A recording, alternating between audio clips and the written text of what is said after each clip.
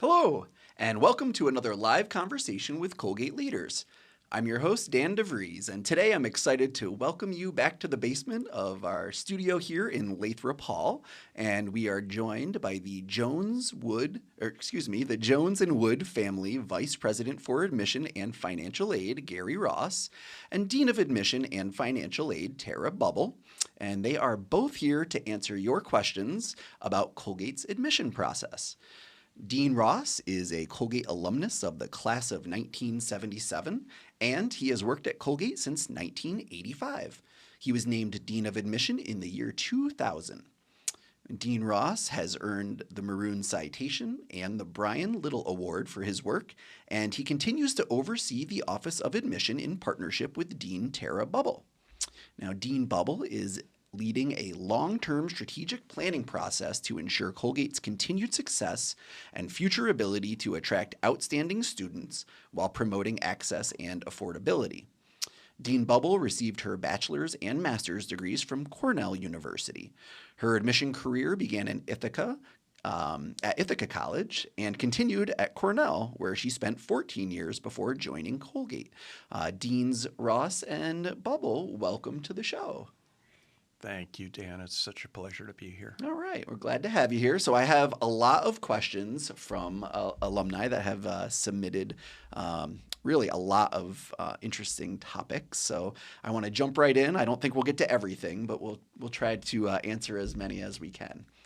And the first question here is from Nazma Rosado, a member of the class of 1996.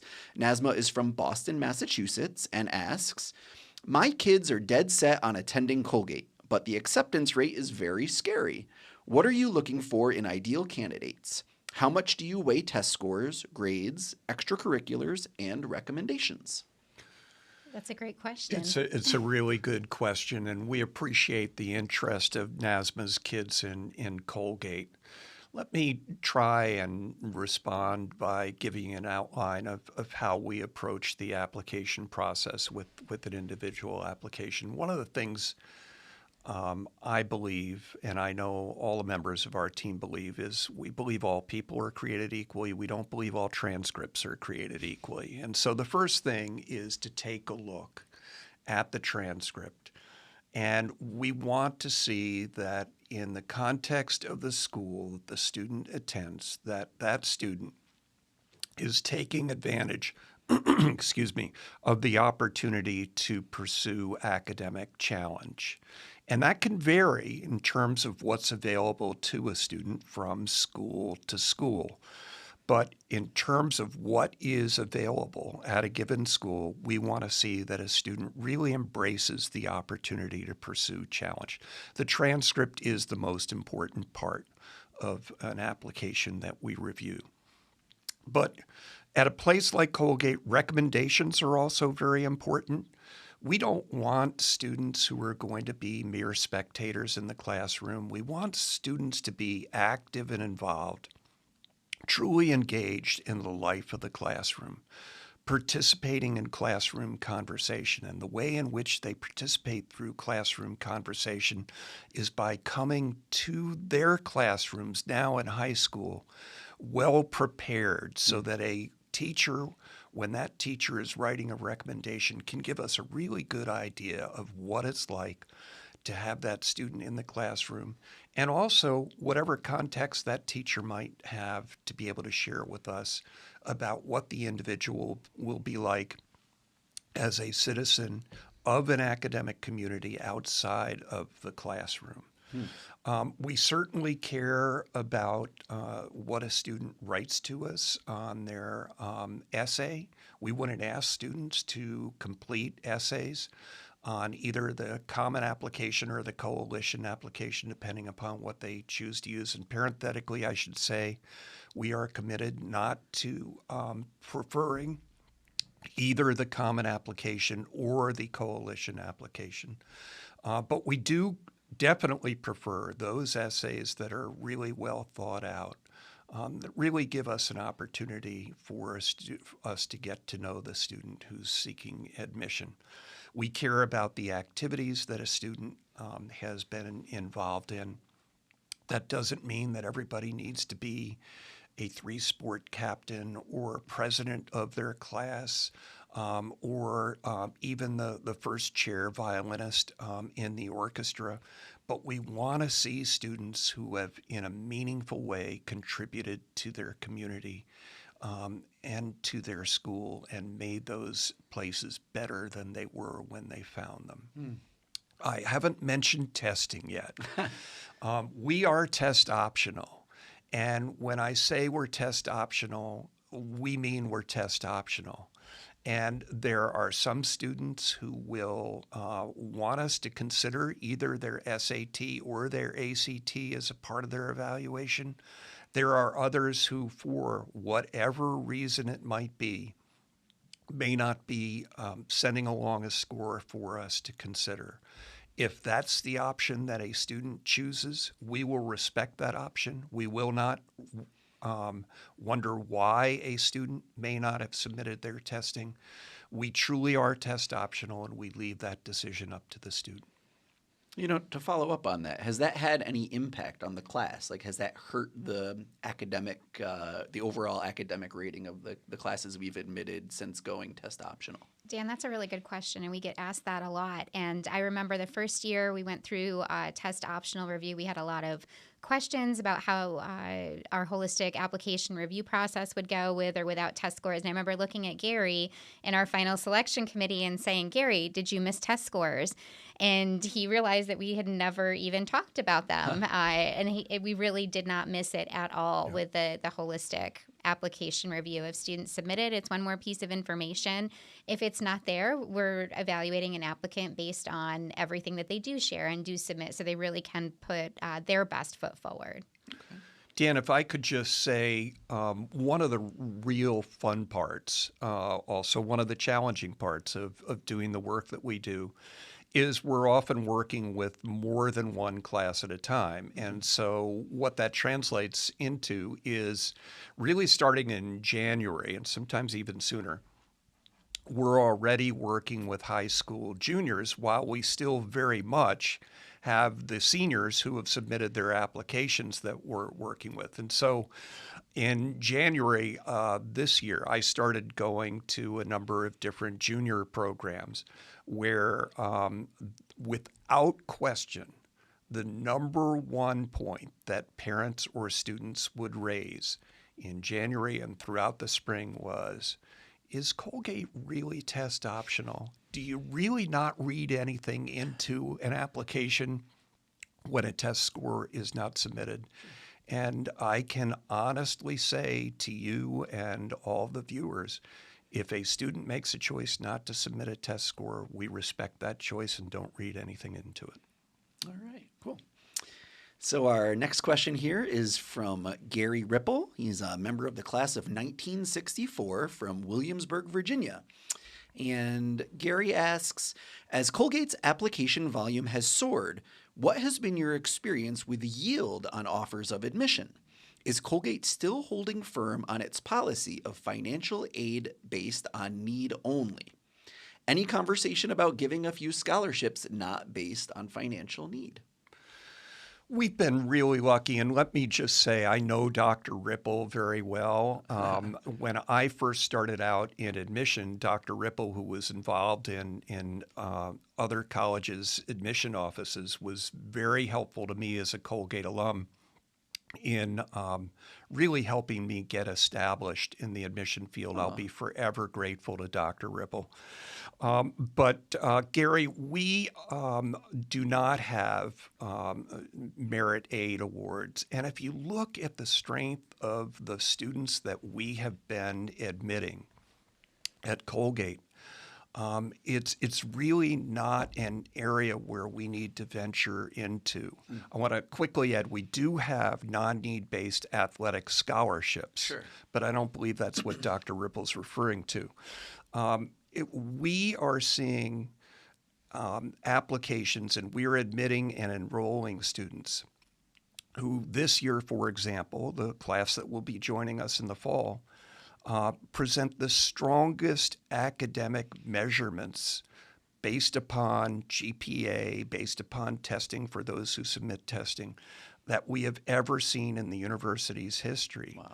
So I guess my question would be relative to non-need-based financial aid and merit aid. My preference would be to continue with things like the Colgate commitment that I know we're going to be talking about at some point. Yes. And really focusing on need-based aid, which we can always use more of here at Colgate, and not venture into academic merit aid, because there really is not the need to go there for Colgate at this point. Interesting. And Dan, I think the first part of the question was actually asking about yield. Yes. And that, very technical term for how many students did you say yes to that said yes to you? So you sent the invitation and how many are attending the party. And what I can say is that what we've seen over the past couple of years, the increase in applications, it's created more uncertainty in our process and in our pool. But I think, as we saw with our class last year, we over yielded. So we are exceeding our expectations for what we thought we would enroll for a class. And this year, once again, our yield was right on where we expected it to be. So despite the increase in applications, it gives us a good sense that students really want to be at Colgate, and our yield remains in some ways surprisingly strong, considering the increase in the application pool and increase in the academic profile. No emergency residence hall construction as a result. Not today. All right, let's go to our next question here. And Gary, that's interesting, though. I had no idea Mr. Ripple had that connection. Very cool. He's a wonderful, wonderful human being and a stellar example of a Colgate alum. Oh, very nice. All right, well, our next question here is from Ann Lee, class of 2012. And Ann is from Seattle, Washington, and asks, I was an international student that benefited from a life-changing needs-based aid package. Now that I've started a family in the U.S. and learned more about paying for college, I'm even more astounded by Colgate's generosity towards me. Could you explain the institutional incentives for giving students from a poor country like me a full ride? I don't think we could have asked for a better example as to why do we offer need-based aid and why do we love Colgate. And these are the stories that really keep me coming back in admission. You changed my life. You changed my trajectory. You changed my experience. But I think the flip side of that is you also changed Colgate. You brought your experiences from a different background, a different country, different language many times, and you brought that to the Colgate classroom. And that's really what a liberal arts education is all about. So internationalizing our class has been something that's been important to us. And not only how many international students can we attract to Colgate, but what different countries? What's the global experience? And it really also makes me think about the strategies connected to the Third Century Plan. Gary and I are charged with bringing the best and brightest students to Colgate from not just the United States, but anywhere in the world. And so that's just a core part of what we believe is we're thinking about the class and thinking about what makes an ideal applicant. It's not always about the ideal student, which is what we were talking about in the first question, but what's the ideal class? How do we create that well-rounded class? And what are those special pieces that every student is bringing with them? And I think that that's why we do what we do and why we think about students from different backgrounds, different countries, different experiences, and what our students can learn from each other when they're here. Very nice. All right, let me go on to the next question here.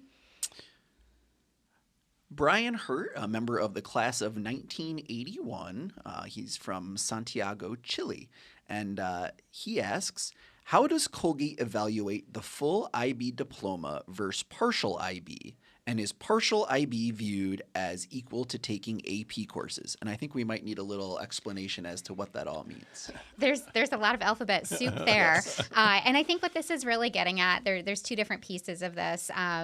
It's curriculum, and it's also what does my diploma and my experience coming from Chile or coming from New York or coming from California, what does that mean during the admission process, and how do you view that? When we talk about the full IB diploma, diploma. It's a program that actually started internationally, but we're seeing it more and more in American high schools. A full IB diploma is a very challenging curriculum that students choose higher level courses in key areas that they're interested in. The courses include a strong research component, and they take a capstone course called Theory of Knowledge, which is a research-based paper where they get extra diploma points for. So it's a very, very in-depth and involved curriculum, typically the last 2 years of a student's secondary school experience. And like I said, it's focused on content areas that they're interested in. Very different from the American curriculum of you take math, English, science, social studies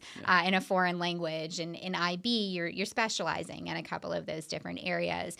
What we're starting to see is as IB is expanding, some students are able to take an IB course in a particular area, but they don't have to explore the entire diploma. So they may take an IB course, let's say in economics, so that they can dive deeply into that particular topic area. AP is a different curriculum entirely. It's not a diploma curriculum. AP is really it's intended to be a college level curriculum within a particular content area. Most common in American high schools, but also expanding globally. So students are really choosing in particular classes to take AP. So they're taking AP Calculus, or they're taking AP US History or AP English. And it's the way to show that they are fully advanced in a particular subject area. They take an exam at the end, and they typically are expecting college credit based on the exam score. So how do we evaluate all of that? Yes. We see all of those options as really rigorous curriculum options. When we look at students, though, we're looking at them within their individual context. So we're not saying, oh, this one student over here with an IB curriculum, they're going to be admitted all over any other student with any other type of curriculum. We're looking at a student within what their school offers, what's the most rigorous option that's available to you, and how have you done within that option that is available to you. So all of those pieces are an important part of the holistic application review process. I'm gonna add a question to that, because I've often wondered this too. So say a student takes the most advanced curriculum in their high school and they don't do as well because they're trying for the hardest, where they could have really aced that easier class. Is it better to not do as well on the really advanced class, or is it better to ace the easier class? We want students to ace the most rigorous class, Dan.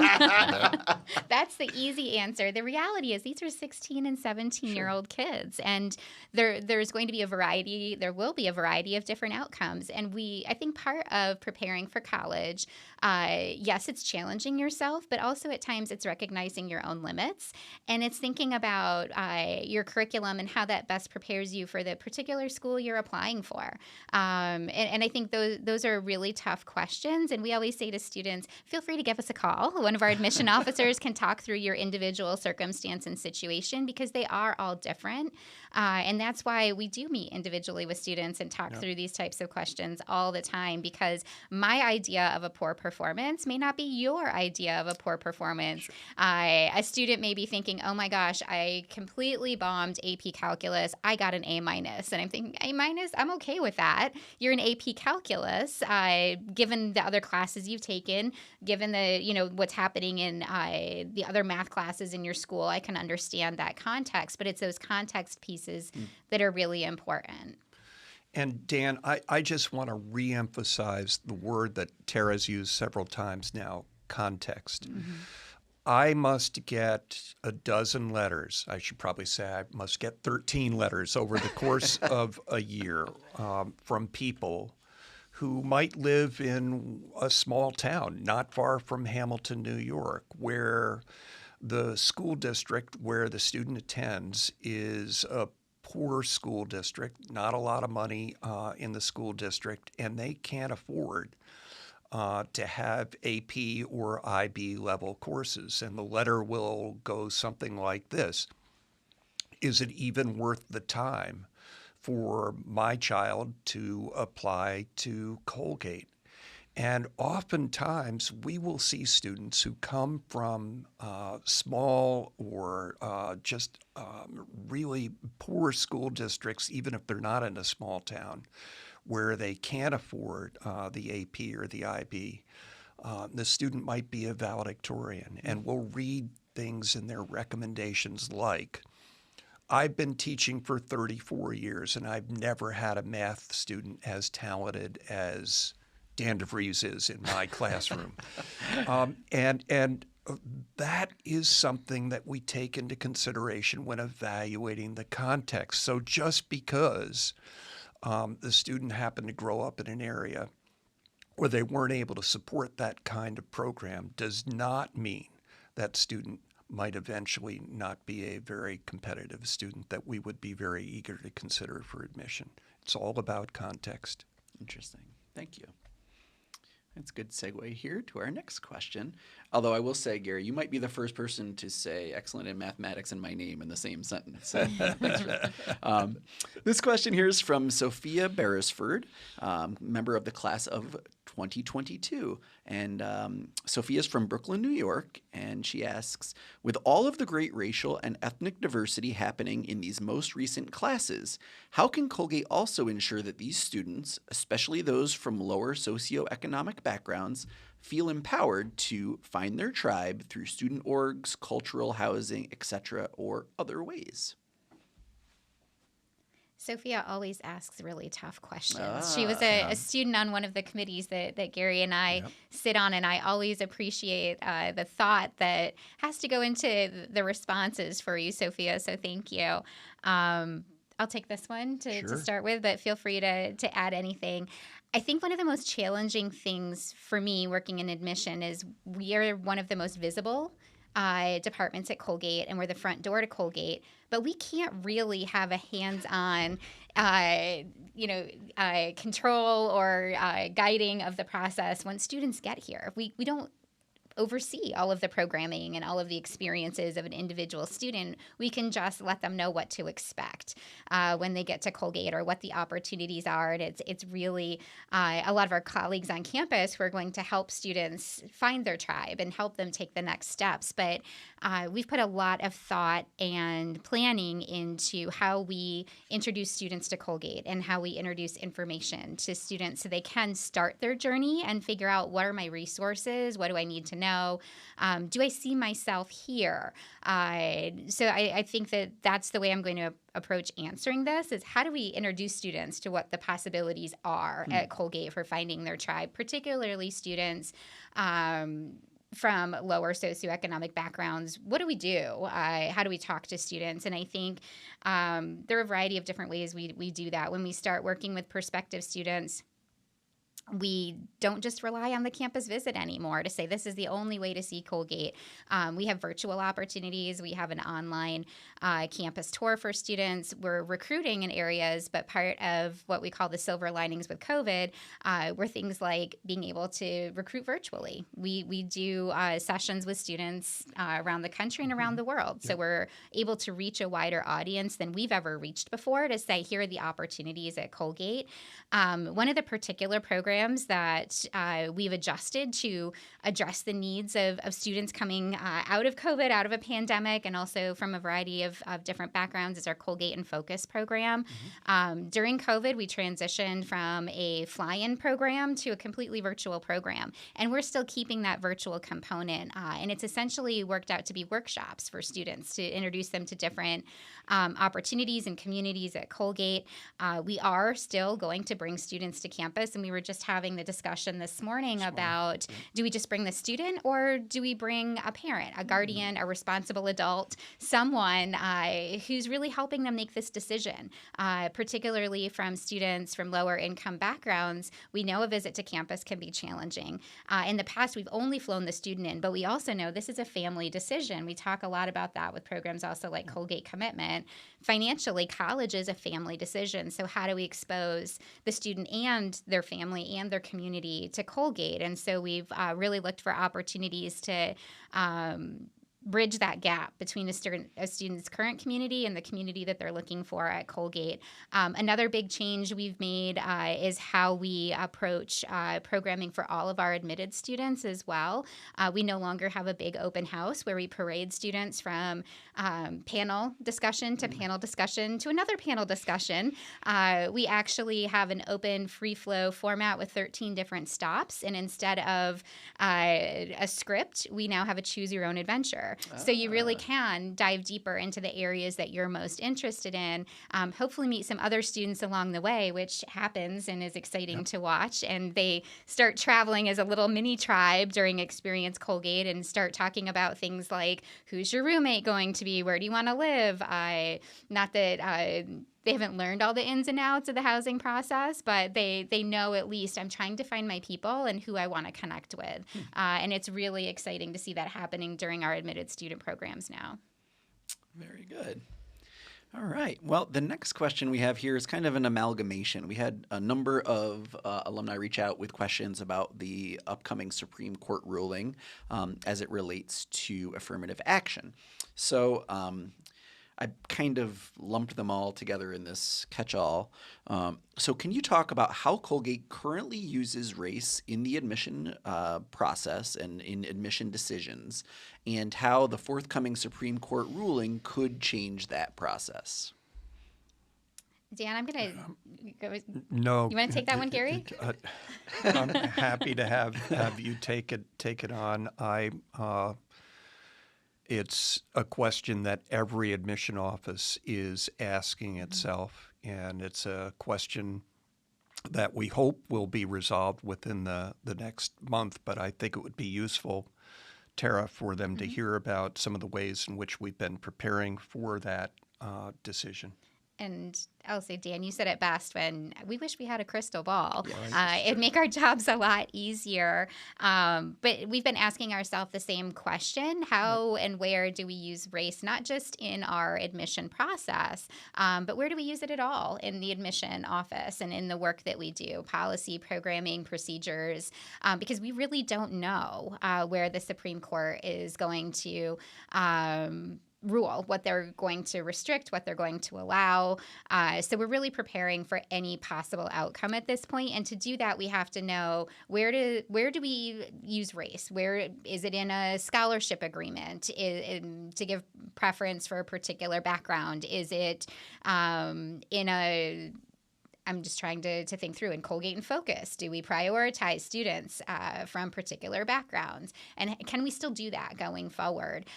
So that's really what our work has been over the past several months, is figuring out where and how we use it in the process. I think what will be most difficult is we want to use every tool we have in the toolbox to welcome a diverse and exciting and academically promising class to Colgate's community. And anytime you take one of those tools away, it fundamentally changes the work that we're doing, and it makes it more challenging. And I think that that's the biggest worry we have on the admission side of what's going to happen if we have this really important piece of information about a student and we're no longer able to use information that we used to have in our holistic application review processes. We talked a lot about context. A student's race in many cases is part of their context. How will that be able to play into the work that we do going forward? So I think we have as many questions as we have answers right now, and we do know going forward we will, of course, be compliant with the law, whatever the law is after the Supreme Court ruling, and we'll be working closely with our legal counsel to figure out what Colgate is currently doing that's in compliance or out of compliance, and what we need to adjust going forward. One of the areas that I don't expect to change, regardless of how the Supreme Court rules, is the fact that Colgate and other schools as well, but Colgate has for many years now worked with a wide network across the country of what we call CBOs, community-based organizations. And these are organizations that work with students who have been traditionally underserved and underrepresented in higher education.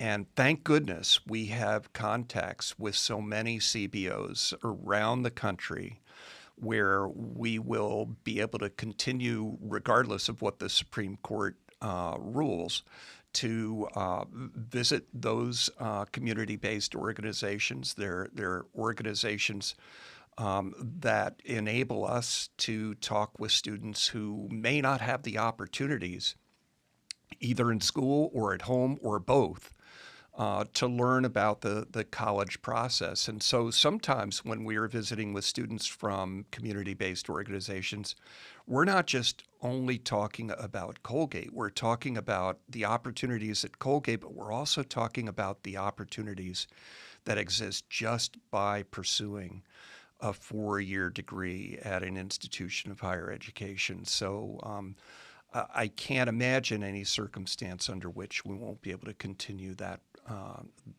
effort, and it's really rewarding for any of us that are lucky enough to be able to do that kind of work. I imagine an entire podcast once that ruling comes out down the road. So we'll see what happens. Thank you for that. The next question I have here is from Laura Leclerc, and I apologize if I pronounce this wrong. I'm going to try Acatella, a member of the class of 1998 from Hingham, Massachusetts. And Laura asks, what is the best advice you can give parents embarking on this process with their eldest children? So much has changed since I applied to college nearly 30 years ago, namely the rise in college admissions consultants. What value, if any, do you think this professional sector adds? Can you generally tell which applicants have benefited from this investment? Hi, Laura. You've got your 25th reunion coming up, and we hope you're going to come back for that. The great class of 1998, very close to my heart. Laura, it's a great question. You've actually got a couple of questions embedded in there, and so let me take them in order that you presented them to us.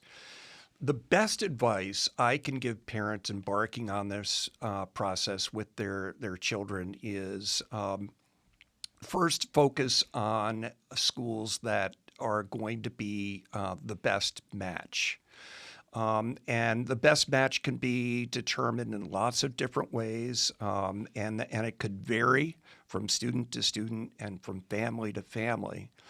But ultimately, there are going to be decisions coming back based upon the applications that your child or your children file. And I truly believe that a student who may or may not be admitted to their institution that they consider to be their first choice. Let's focus really on those who may not be admitted to their first choice institution. That will be a sting, to be sure, for that student. But they're resilient young folks, and they will carry on. But the sting will be much, much worse if they feel as though they have disappointed you as a parent. So bear in mind that a student, no matter how your day in and day out relationships might be with your child, a student does not want to disappoint their parents. And so I would be really focused if your children are at the point where they're about ready to apply to college, to be supportive of your children. And sometimes that'll be very easy because they'll apply to one place and that place will admit them and everybody will be happy and go on from there. But if it's not that simple, if it doesn't turn out to be that way, continue to be supportive of your children and don't let them feel as though they've disappointed you.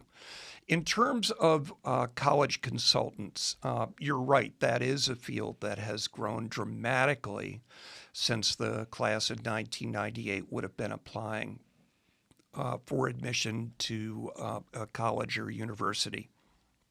And I will say it's a profession that has become much more of a profession in recent years than it was when it first started out. When it first started out, there were a lot of folks who were college consultants that may have taken on that role because they had a child that applied and they felt as though that was enough experience for them to offer advice to other parents. I think anyone who spends any time in the profession of admissions knows that it takes much more than just having a parent go through the process. And there are people now who are college consultants that were involved in admissions for many years. There are people who have gone through very significant levels of training and certification. So I do not want to say that all college admission consultants are bad, because I fervently do not believe that. What I do believe is that if your child is attending a school where there are well-qualified, caring, thoughtful college counselors, or if your child has access to college counseling, perhaps through a community-based organization like the ones that we were referencing a few minutes ago, then I would ask, why do you need a college admissions consultant? I have had parents come to me and tell me that they've hired a college consultant, and their child goes to a wonderful school, either a public school or a private school, where the college counseling office is well known to us. They do a great job with their students. But the parent will say, well, we still felt like we needed to hire a college consultant because everybody else did. I would challenge that. You do not need to hire a college admission consultant if your child is being well served by the college counseling office in your school. And then finally, I would just say that my hope is that for any college admissions consultant, that they would have at least a significant portion of their client base be students who they serve on a pro bono basis, because there are students who could sorely benefit from a well-trained, experienced college consultant that simply does not have the means to be able to pay for that college consultant. And so if you happen to be in a position where you're fortunate enough that you feel you need to hire a college consultant and you've got the means to be able to do so, as a part of the interview of that college consultant, I would urge you to ask that college consultant if that college consultant has clients that are offered pro bono services, so that it truly can be something that is available to all students, not just those who come from the means where they can pay for that service. Interesting. I'll move on to the next question, unless you have anything to add. Good. Oh, I was thinking a lot about that question because I have a 14-year-old daughter. So we talk a lot about that in our house. And she has taught me a lot of important lessons along the way to sit back and be quiet and just love her and not dump a lot of resources on her that she doesn't want. But what I like to remind her, and I would remind any student, is this process does not define you. The school you end up enrolling at does not define you. And the scariest thing is, it's okay to change your mind. You can change your mind at any point in the process. You can start as a first-year student, and my colleagues here at Colgate will not want to hear this, but it's okay to change your mind and say, this isn't right for me. There are opportunities to transfer, opportunities to try different majors, different pieces. So it feels like a lot of stress and pressure when students are in high school, because they think it's this big defining moment, and really it's one more step in their journey. And what does that next step look like? And that's what I always remind my daughter, remind her friends. It's not necessarily where am I going to spend the next 4 years, but what do I want to try out? What's that next thing I want to explore and see if it's right for me? All right. Good advice. So we had a few alumni reach out with questions related to AI. So I've kind of mushed them all together here. And it's the most prevalent question had to do with essays. So is Colgate concerned about the abuse of this technology in the application process? And would you consider some sort of pledge for applicants to sign attesting that the work is their own? That's a question that comes up fairly often, and so I'm not surprised to hear that you received it from a number of different alums. Um, I could talk for quite a while on this particular topic, and I think, to be candid, if someone is truly determined to cheat or try and scam the system in some way, I can't, in all good conscience, sit here and say we would never know. The consequences, if the person gets caught, can be quite significant, whether it happens before or after their application. So I would urge people not to do that. But in terms of AI, I was very fortunate. A couple weeks ago, I received an article from a member of Colgate's Board of Trustees, a wonderful person who said, I read this and it really was interesting to me, and I think it might be interesting to you. And indeed it was. It was an article that appeared about a couple weeks ago, 2 or 3 weeks ago, in New York Magazine that spoke to this very point. It was written by a person who I believe operates out of New York City, charges $300 an hour to work with students on their college application essays. That in and of itself is really troubling. But nevertheless, this individual does that. And I will say it did make that individual someone that I was interested in seeing what their thoughts were about chat GPT, and this individual in the course of the article actually used chat to write a fictitious college essay. And I really thought that the way in which he summarized his experience about using chat GPT is something that I'd like to quote for the audience here if I Sure. could. Yeah. He said, "It's great at producing simple informational text from a set of data, creating a rule book for Airbnb guests, writing a help wanted ad, drafting an email with details for a surprise party. These are perfect cases for Chat GPT right now. From this mess, Chat GPT would translate the raw information into a block of concise text that wouldn't need style, voice, or flair to be successful. If you want to share your facts in a digestible and clear way, Chat GPT is your guy. But Chat GPT failed hardest at the most important part of the college application essay, self-reflection." And I thought that was a really good point.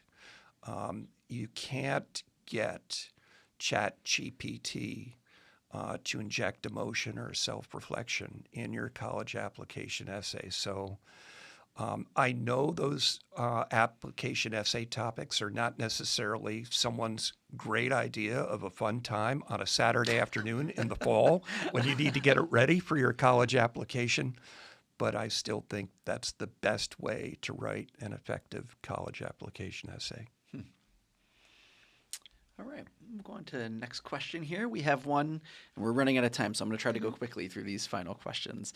We've got one from Andy Hodge, a member of the class of 1994. And Andy's from Newark, New Jersey, and asks, can you speak to how Colgate is talking the talk and walking the walk around diversity and belonging? I think that really ties in with Sophia's question, and we were sharing some information on how we introduce students to what Colgate is doing and how we're thinking about diversity and belonging on campus and how you find your own community. But I think that the other piece of that is how is the admission office and the financial aid office, how are we walking the walk around diversity and belonging? And what I'll add to that is we've done extensive strategic planning over the past 4 to 5 years, and our diversity, equity, and inclusion plan is an important part of that. So we've been intentionally discussing how diversity and belonging are a part of our recruitment and selection process. Gary mentioned our partnerships with community-based organizations. We have become a partner with the Questbridge organization. We do hours of training with our staff around diversity, equity, and inclusion, belonging as part of our holistic application review process, being very aware of our own biases and what we're bringing to the table as an admissions staff, and what our behaviors and actions, how they impact the students that we're selecting or the students that we're recruiting. So from a strategic and operational standpoint, we are absolutely embracing the diversity and belonging initiatives on campus and thinking about how we interact with prospective and admitted students, but also how we welcome them to the Colgate community. Right. We had another parent reach out and asked about their daughter disclosing information regarding mental health and accommodations needed. So I made this anonymous, but I guess this student's freshman and sophomore year of high school, her grades tanked due to her mental health and the dealing with the pandemic and remote learning. It was really awful. So she was thinking about including a statement about all of that on her applications, but she's apprehensive about that. So what is your advice, both about disclosing mental health problems, but also maybe challenges throughout the pandemic? Dan, my view is that it's always best to enable an admission office to really get to know a student, to share information that might be useful to the admission committee on the student's background and experience, on matters of importance that have impacted the student throughout the course of their high school years. So I would, if I were this parent, encourage my child to disclose the information. The other thing that I would say is that when we hear about a particular student that might have had something in their background in grades 9 through 12 that was, or even earlier, that was disclosed to us in the application, if that student is successful in being offered a position in the entering class, we will want the Dean of the College Division, which will be responsible for the ongoing support of the student outside of the classroom while they're here at Colgate throughout their 4 years. We will want to share that information with the Dean of the College so that student can receive the best level of support from the Dean of the College Division, really excellent division here at Colgate throughout the course of their 4 years. Do you want to? Sure. Yeah. What I was thinking, Gary, as you were saying that, is the important part for me is mental health and accommodations needed. That was the important part of this question to me, because it's not important to me if you tell me at the admission level and with the application. Is that context helpful? Absolutely. But I was thinking of it more from the student perspective, and what do they need to be successful in a college environment, and can Colgate offer that? Are there particular supports or services that a student needs? That should be part of your college search process, finding out, can the college offer that? My son has a 504 plan at school, and I know when he transitions to college that all of the accommodations he gets in high school on his 504 plan, that doesn't automatically transfer to the learning environment here at Colgate. So part of our search process is going to be finding out, what's the classroom like what are the support services, and can you accommodate this that he had in high school, or do you have the mental health counseling available in the local community that I know that my child will need going forward? Or even if there are medical complications that a particular student is dealing with on an ongoing basis, can we treat that here at Colgate? I think those are really important questions for families to ask as they're looking at colleges and thinking about the best environment for their student. It's not just how do you get in, but how do you thrive once you get there? And I think that should be the important part of the conversation right now. Good question. All right, so we've got another one here. This is from John Wilkins, a member of the class of 1966.